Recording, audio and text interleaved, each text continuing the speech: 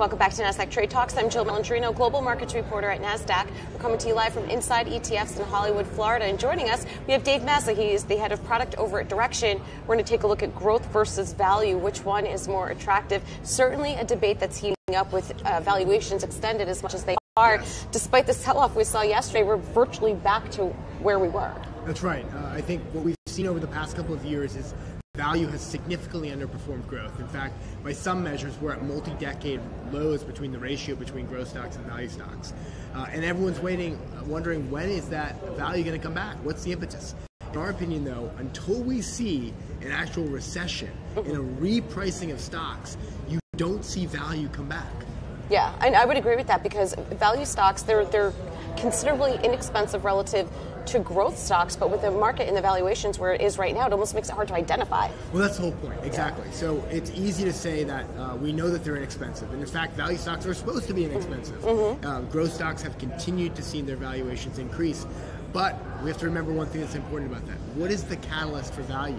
Growth stocks have been where all the earnings have been, whether we're talking about technology, consumer discretionary, and that has continued to be the case. Whereas value, really the only area that we have maybe seen a bit of better earnings have come from the financial side.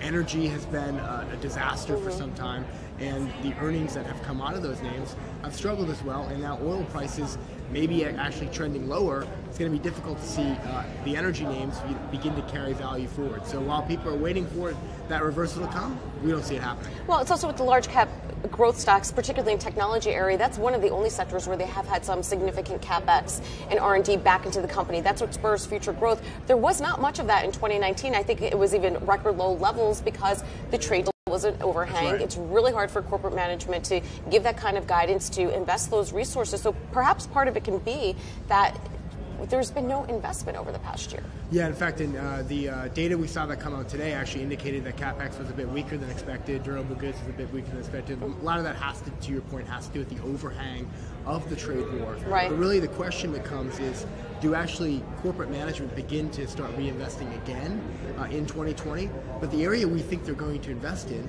actually comes back to technology, because many companies, whether or not it's moving to cloud-based technologies or moving to improving their infrastructure, those companies actually continue to benefit on the tech side as opposed to necessarily building new plants or buying new pieces of equipment. So we think even in this environment, actually tech can be a sector that, while certainly not cheap by any means, can continue to see multiples expand.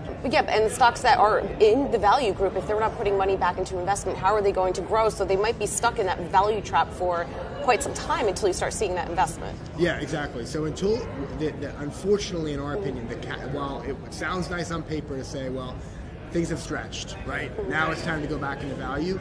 Again, until we see a full repricing, and which, in our opinion, has to come from a true market sell-off, which we're not expecting anytime soon, but when that day comes, that's when you should be ready to load up on value. Until then, stick with growth. All right, Dave. Great to see you as always. Thanks for joining us at Inside ETFs. And thanks for joining me on Trade Talks. I'm Jill Malandrino, global